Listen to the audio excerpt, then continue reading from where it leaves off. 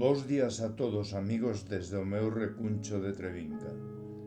Fai xa uns cuantos anos que se creou este grupo cultural Nós, a xente do redor, ao que teño a honra de pertencer desde o primeiro día.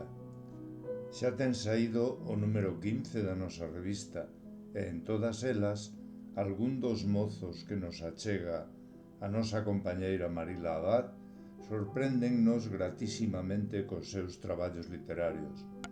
Hoxe vou vos ler os primeiros parágrafos do divertidísimo relato que nos regala Jorge Pérez Garrido, que é un neno non tan neno a xulgar polo seu traballo.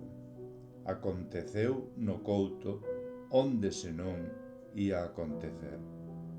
Moitas gracias, Xurxo.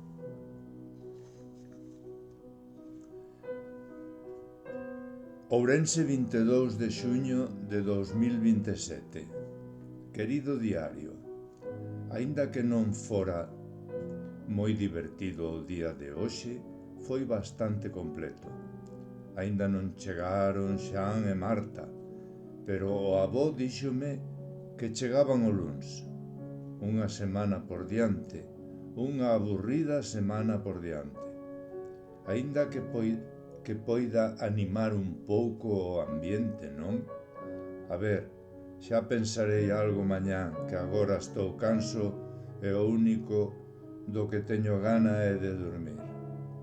Ata mañán, diario.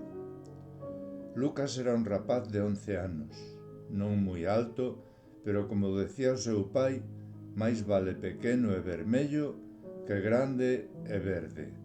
Seica o dicía polos tomates, mais Lucas non entendía moi ben o que quería decir. A pesar diso, Lucas era un rapaz moi simpático.